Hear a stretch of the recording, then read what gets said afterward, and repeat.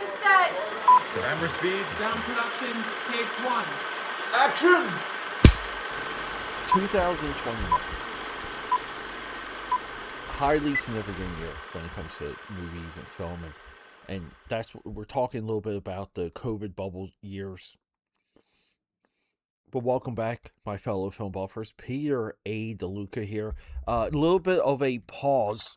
I've been teasing a schedule update and a health update and a show update. I will tease that again. That's not today's episode, because today we're talking about Space Jam: A New Legacy 2021. And we're talking about this, and AKAPAD, I'm going to be all over the place just because I got a lot of energy. I got a lot on my mind. So please bear with me. When this movie dropped, and we're talking about it because LeBron James just signed a 2-year deal, $8 million with the Philadelphia 76ers. They're going to be 5 to 7 guys deep in the roster. If it's not championship, it's going to be a absolute failure. Living in Philly, if the Sixers don't start immediately winning, if they don't go 20-2 immediately, like the first 2 months of the league, if they lose less than 6 games in the first 2 months, I'm gonna have to hear it. It's gonna be everywhere I go. I'm gonna get some of my coffee from 7-Eleven on Broad Street, and they're going to be yapping about it. I'm not going to be able to escape it. So pray that the Sixers have a championship run, and we're talking all the way. Now, can the Sixers with LeBron move past the Spurs, the Knicks, the Thunder? I don't know. I really don't. But, I mean, even the Cavaliers, LeBron could have went back to a good team with the Cavs. Went back home with the Cavs. But he's coming here, and we're talking about a new legacy, Space Jam 2021. This movie dropped, and it's already a time in the film going, in the American film going experience. It's already a time that people forget. Imagine this. You're stuck at home. HBO Max launches. You get this movie, Space Jam: New Legacy. I don't care what anyone says. The premise of a LeBron James spiritual, somewhat direct sequel to the Michael Jordan 1996 classic, but maligned, right? Like, people trash Space Jam until that generation grew up and started printing t-shirts, and now you can go to Target and get like a Toon Squad shirt. No one liked the movie when it came out. I always liked the design work of the original, the creatures, the worlds. I felt Looney Tunes. Bill Murray is in the original. But LeBron James, right? Like, we have to say, right? It's a two-headed dragon when it comes to the greatest of all time. If we factor in what's commonly now referred to as sportsflation, I love that term. Sportsflation essentially dictates the greatest of the games now are the greatest of all time. We see it in Formula One. We see it in tennis with Djokovic, Rafael Nadal, right? Like, that's itself is a two-headed dragon. Ohtani from baseball, LA Dodgers. I still call them the Brooklyn Dodgers because I'm bitter.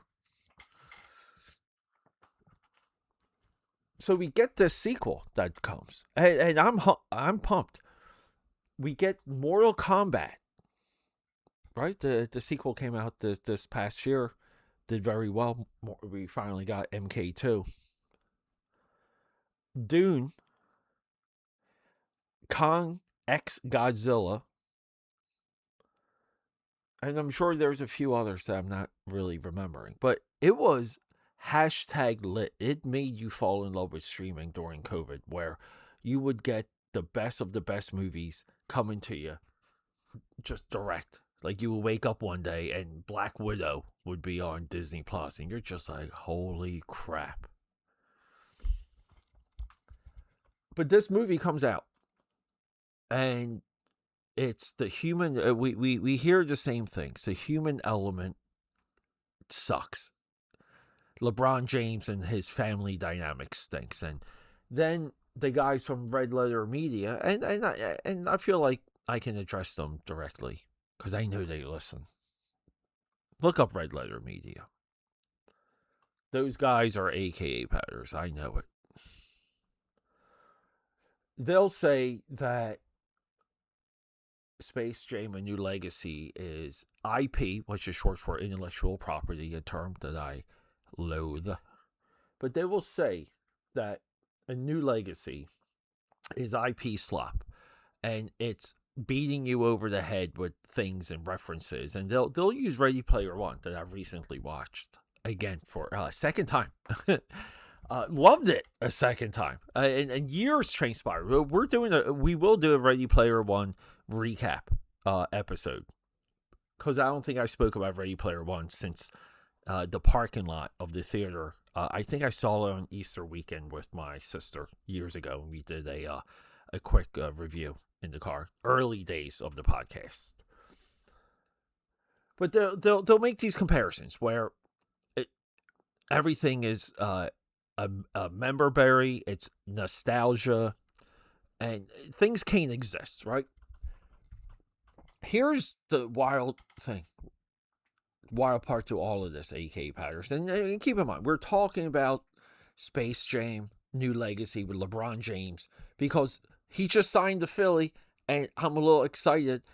I thought I was overdue to discuss this movie with you guys.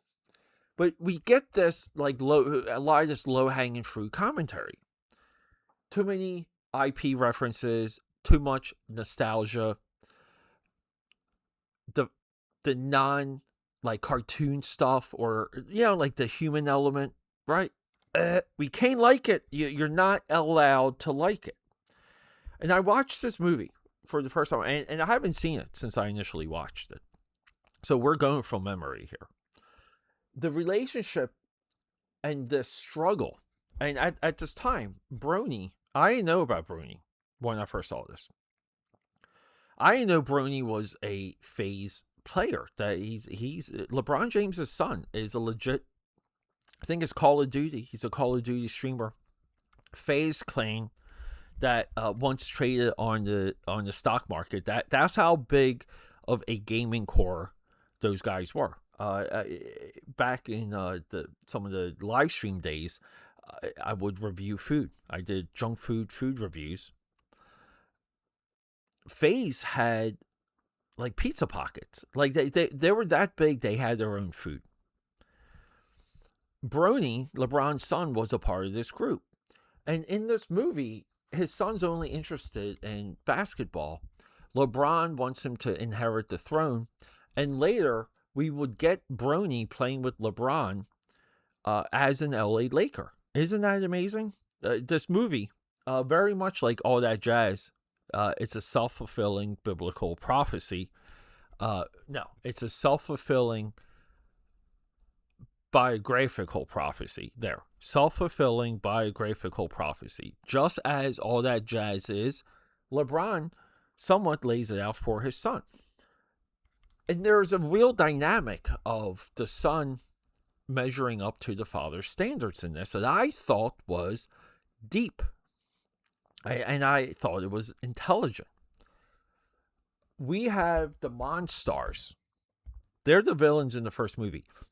The aliens to beat Michael Jordan and the Looney Tunes, because, the aliens have to take over, and they're doing a little bit of a Revenge of the Nerds, which is beat us out of the game, win or lose. So this is also the plot for Old School.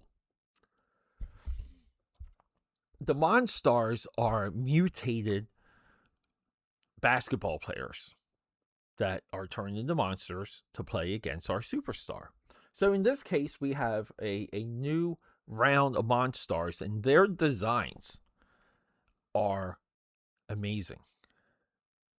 They're action figure worthy. They're statue worthy. They are textured. They are bright colors. They have fantastic silhouettes. They are everything that makes character design great. And then we get the basketball game at the end of this movie. And it's a lot of fun to watch that, period. Because we have like the Penguin, and we have the guys from Clockwork Orange. We have all of this, and this movie is in turn, as the original 96 was a celebration of Looney Tunes, owned by Warner Brothers.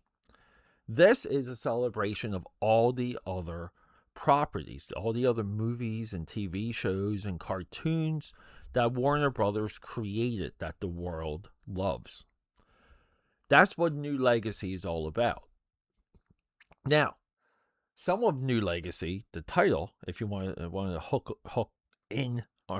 on that real quick, is LeBron James recently, at the time, right? Like, he moved to LA. He did win a championship. They call that the bubble year because it was a COVID year. But he wins with the Lakers. I believe he recruited Anthony Davis. And the two of them, right? They kick some ass. They get a championship. LeBron's New Legacy was supposed to have been an LA one, where they maybe would win multiple championships. They would be high contenders year after year. That there would be somewhat of a super team built around LeBron James. And yeah, LeBron James is uncredited one of the greatest GMs in NBA history. All of this, right? But his New Legacy was supposed to have been a career in Los Angeles, where he would have a championship team and then a hit movie, a hit streaming service, a hit this, a hit that, and the list would go on and on. A little bit of, dare I say, the model that we saw from The Rock. The Rock got a live action TV show on his younger life. The Rock would be on competitive reality television. I believe with American Gladiators. The Rock bought the XFL, sold the XFL. The Rock would still appear in World Wrestling Entertainment. The Rock would be in a franchise. The Rock would create a franchise. He would bring back a movie, Jumanji. He would jump into a franchise, Fast and Furious. This is what I do believe they envisioned for LeBron James. Didn't quite happen, didn't quite get there, and now he's in Philly. So there you go. The New Legacy of Space Jam is not that, though. It's not a new legacy for LeBron James. It's just a continuation and a footnote in his career. I want to go back to the original, so I think we're going to do an episode on that soon. Because I do love these two movies paired together.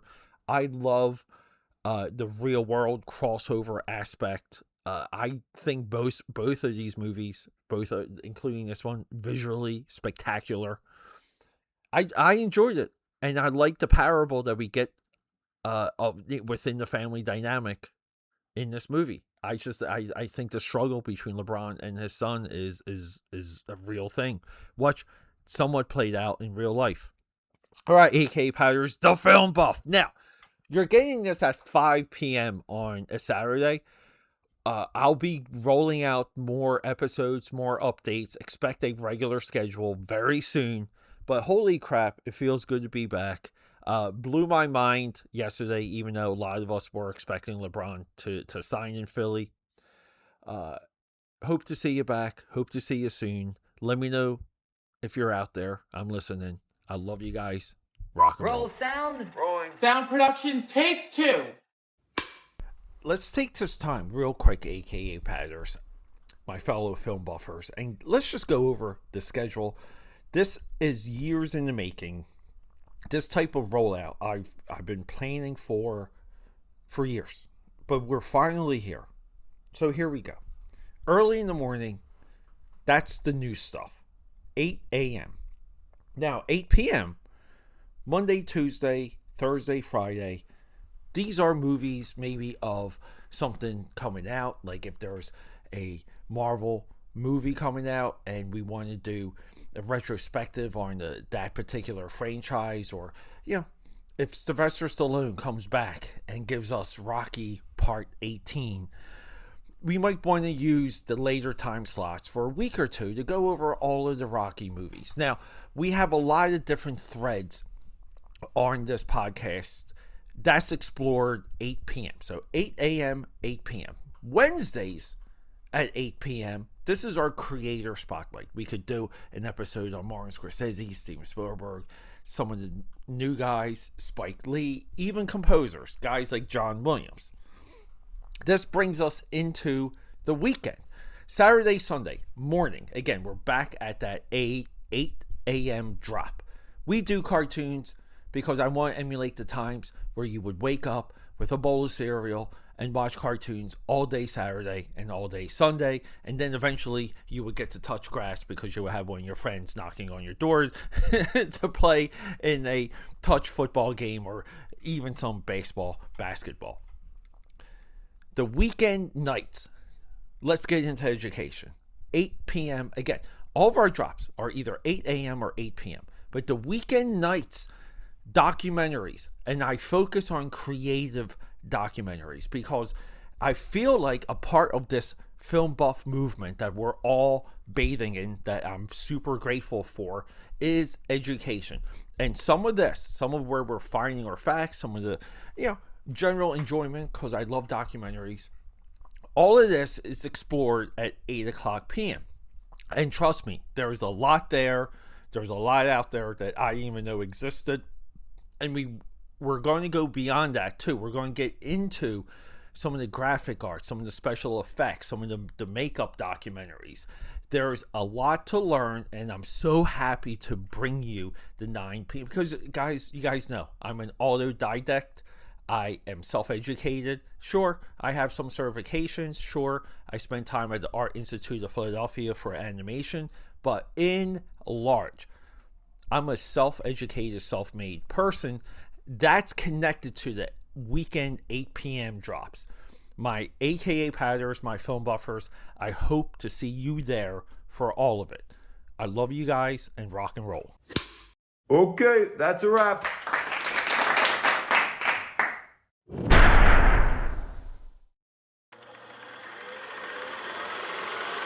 Okay, that's a wrap.